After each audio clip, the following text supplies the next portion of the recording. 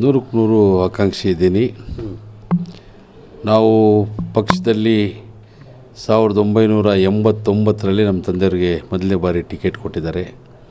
ಅವತ್ತಿಂದ ಇಲ್ಲಿಯವರೆಗೂ ಕಾಂಗ್ರೆಸ್ನಲ್ಲಿ 40 ವರ್ಷಗಳ ಕಾಲ ಸುದೀರ್ಘವಾಗಿ ಪಕ್ಷದಲ್ಲಿ ಸಂಘಟನೆ ಮಾಡಿಕೊಂಡು ನಮ್ಮ ತಂದೆಯವರು ಪ್ರಾಮಾಣಿಕತೆಯಿಂದ ಬಂದಿದ್ದಾರೆ. ಹಾಗೇನಾದರೂ ನಮ್ಮ ಬೋವಿ ಸಮಾಜದಲ್ಲಿ ಏನಾದರೂ ಗುರ್ತಿಸಿ ಕೊಡೋದಿದ್ದರೆ ನಮಗೂ ಒಂದು ಅವಕಾಶ ಯುವಕರಿಗೆ ಸಿಗಲಿ, ಫಸ್ಟ್ ಟೈಮರ್ಸ್ಗೆ. ನಾವು ಎಲ್ಲನೂ ಮನವಿ ಮಾಡಿದ್ದೀವಿ, AICC ಅಧ್ಯಕ್ಷರಿಗೂ, ರಾಹುಲ್ ಗಾಂಧೀಜಿಗೂ, ನಮ್ಮ ಸಿದ್ದರಾಮಯ್ಯ ಸಾಹೇಬ್ರಿಗೂ, DK ಸಾಹೇಬ್ರಿಗೂ, ಯುವಕರಿಗೆ ಆದ್ಯತೆ ಮಾಡಿಕೊಡಿ, 5ರಿಂದ 10 ಜನಕ್ಕೆ ಕೊಡ್ರಿ ಯುವಕರಿಗೆ ಅಂತ ಕೇಳಿದ್ದೀವಿ.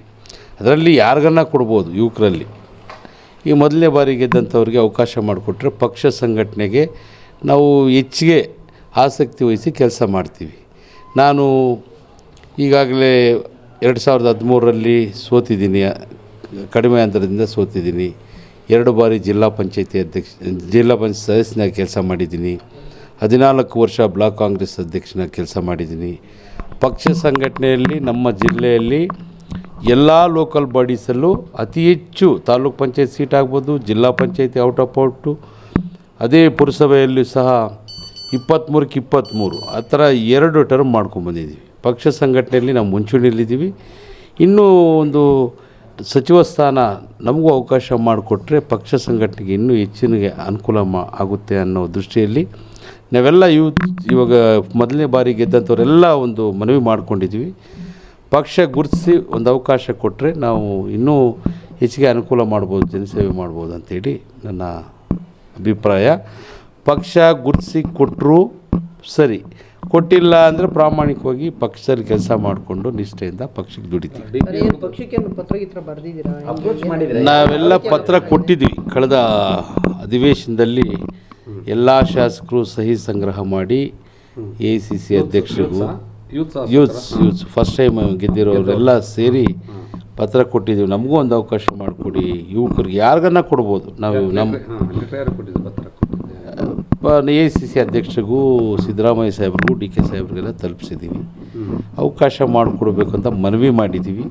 ಅವಕಾಶ ಮಾಡಿದ್ರೆ ಉತ್ಸಾಹವಾಗಿ ಪಕ್ಷ ಸಂಘಟನೆ ಮಾಡ್ತೀವಿ. ಮುಂದಿನ ವೈಯಕ್ತಿಕವಾಗಿಲ್ಲ, ಎಲ್ಲ ಸೇರಿ ಕೊಟ್ಟಿದ್ದೀವಿ.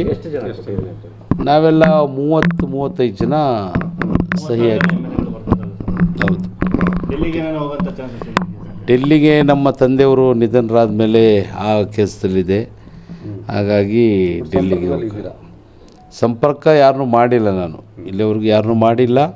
ಈಗ ತಾನೇ ಬರ್ತಾಯಿದ್ದೀನಿ ಊರಿಂದ. ಮೊನ್ನೆ ಎಲ್ಲ 3 ದಿವಸದ ಕಾರ್ಯಗಳೆಲ್ಲ ಮುಗಿಸ್ಕೊಂಡು ಈಗ ಬೆಂಗಳೂರಿಗೆ ಹೊರಡ್ತೀನಿ. ಸರ್, ಇನ್ನೂ ಯುವಕರಿದ್ದೀರಿ, ಈಗ ನಿಮಗೆ KMF ಅಧ್ಯಕ್ಷ ಸ್ಥಾನ ಸಿಕ್ಕೈತೆ, ಶಾಸಕರಿದ್ದೀರಿ, ಮತ್ತೆ ಅವಕಾಶ ಸಿಗ್ಬೋದಲ್ಲ? ಮತ್ತೆ ಈಗ ಹಿರಿಯರಿಗೆ ಕೊಟ್ಟು ಇನ್ನೂ ಅವಕಾಶ ಸಿಗ್ಬೋದಲ್ಲ? ಹಿರಿಯರು ಕೊಡೋಬಾರ್ದಂತ ಇಲ್ಲ. ನಮ್ಮಲ್ಲಿ ಯುವಕರಿಗೆ ಅವಕಾಶ ಮಾಡಿಕೊಟ್ರೆ, ಅದರಲ್ಲೂ ನಮ್ಮ ಬೋವಿ ಸಮಾಜದಲ್ಲಿ 3 ಜನ ಗೆದ್ದಿದ್ದೀವಿ. ಅವಕಾಶ ಏನಾದರೂ ಬೇರೆಯವ್ರಿಗೆ ಮಾಡಬೇಕು ಅಂದಾಗ ಪುಲಕೇಶಿ ನಗರ ನಮ್ಮ AC ಶ್ರೀನಿವಾಸ್ ಅವರಿದ್ದಾರೆ, ತಂಗಡಿಗೆ ಪ್ರೆಸೆಂಟ್ ಮಿನಿಸ್ಟರ್ ಇದ್ದಾರೆ, ಅವರು 3 ಬಾರಿ ಸಚಿವರಾಗಿ ಕೆಲಸ ಮಾಡಿದ್ದಾರೆ. ಏನಾದರೂ ಯುವಕರಿಗೆ ಕೊಡಬೇಕಂದ್ರೆ ಒಂದು ಅವಕಾಶ ಮಾಡಿಕೊಡ್ಲಿ ಅಂತ ನಾನು ಮನವಿ ಮಾಡ್ತಾಯಿದ್ದೀನಿ. ತಂಗಡಿ ಮಾಧ್ಯಮಗಳಲ್ಲಿ ನೋಡ್ತಾ ಇದ್ದೀನಿ, ಬಟ್ ನನಗೆ ಅದ್ರ ಬಗ್ಗೆ ಐಡಿಯಾ ಇಲ್ಲ.